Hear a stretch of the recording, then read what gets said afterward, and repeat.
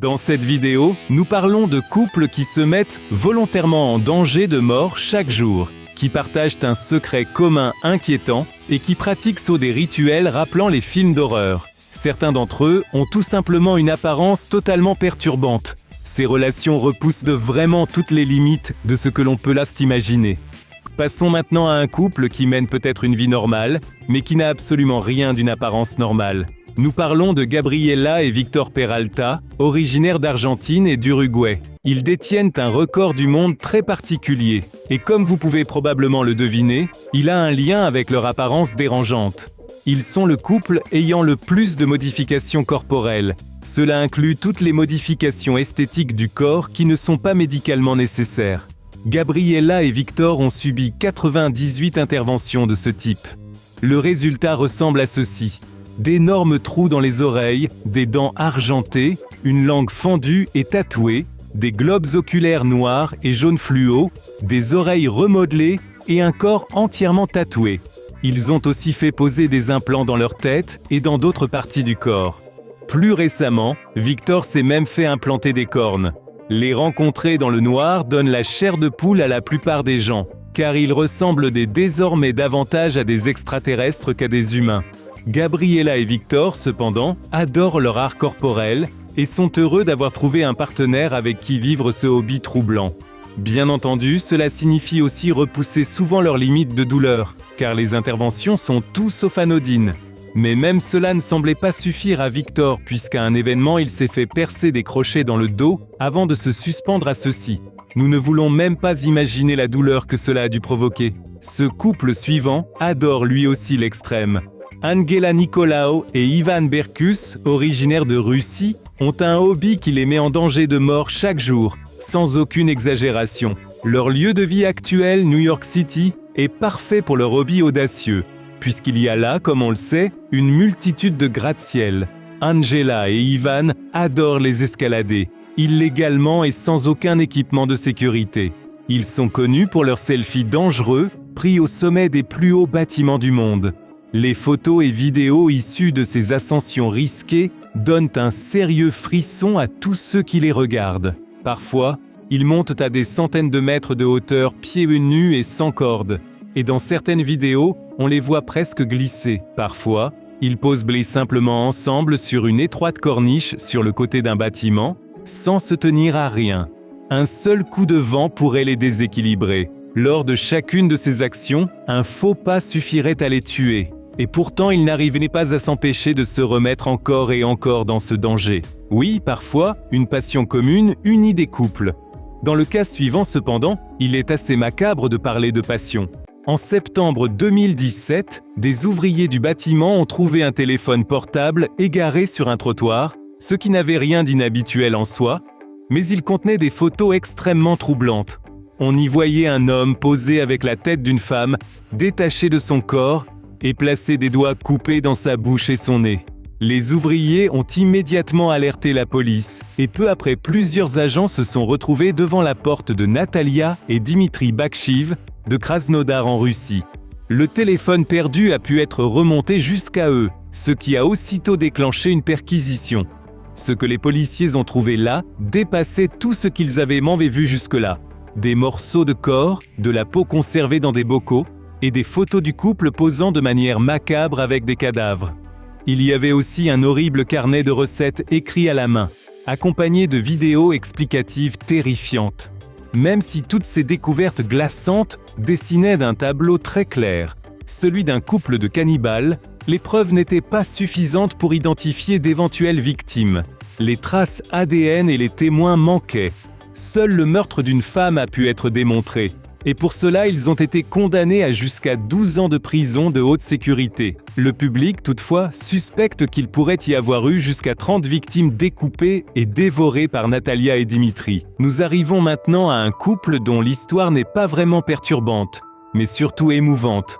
La fillette de 10 ans Emma Edwards, de Walkertown, en Caroline du Nord, a épousé son ami d'enfance Daniel Williams à l'été 2023.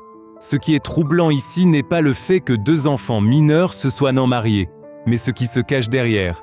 Emma Edwards souffrait d'une leucémie en phase terminale. Les médecins avaient expliqué à sa famille que sa maladie ne pouvait plus être guérie et qu'il ne lui restait que quelques jours à vivre. Le dernier souhait d'Emma était donc d'épouser son amour d'enfance, Daniel. Sa famille et ses amis n'ont pas hésité une seconde, et quelques jours plus tard, une cérémonie de mariage a été organisée dans le jardin de sa grand-mère. Bien sûr, ce n'était pas un mariage officiel, mais la famille a tout fait pour rendre la scène la plus réelle possible. Près de 100 invités étaient présents, y compris des médecins, des infirmiers et des enseignants. Tout le monde s'était mis sur son 31 et Emma a pu porter une robe de princesse violette. Emma, do you take Daniel Marshall Christopher Williams Jr. to be your love from this day forward? Quelques jours seulement après que son rêve se soit réalisé, elle est décédée. Après cette histoire triste, nous revenons à un couple complètement fou. Alexander Kudley et Victoria Pustovitova, d'Ukraine, ont eu une idée extrêmement troublante pour sauver leur relation.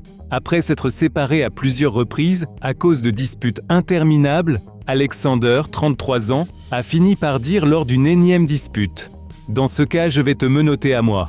Et ils ont pris cette phrase au pied de la lettre. Victoria a accepté et ils se sont effectivement attachés l'un à l'autre avec des menottes. Si vous pensez que ce n'était qu'une plaisanterie qui allait durer quelques heures, vous vous trompez lourdement.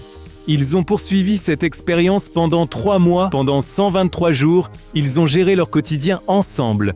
Ils devaient cuisiner ensemble, se doucher ensemble et même travailler ensemble. Comme Alexander vend des voitures en ligne et que Victoria est esthéticienne, c'était possible. Mais ils n'avaient absolument aucune intimité. La plupart des gens se demandent probablement comment ils géraient leurs passages aux toilettes. Ils faisaient en sorte que l'autre attende toujours dehors, la main posée sur la porte. Avec le temps, ils se sont habitués à être ensemble 24 heures sur 24. Et pourtant, l'expérience a échoué. Parce qu'une fois les menottes retirées, ils n'ont pas pu attendre une minute de plus avant de se séparer définitivement. Mais cela devient encore plus troublant avec le couple suivant, originaire d'Austin au Texas.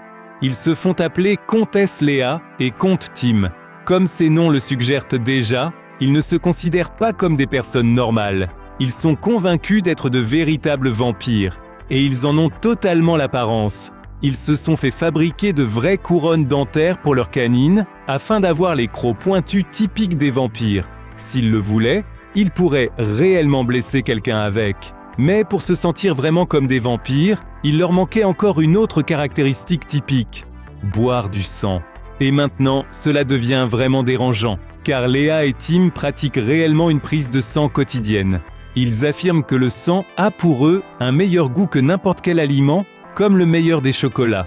Et c'est pourquoi chacun d'eux est autorisé à sucer un peu de sang sur le bras de l'autre, une fois par jour. Pour eux, c'est comme s'ils absorbaient aucune part de l'autre en eux.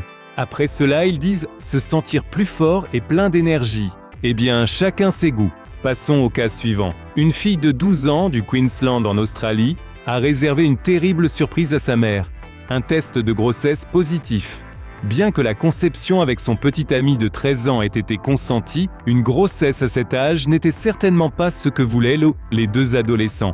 Ils ont immédiatement décidé qu'ils voulaient une interruption de grossesse.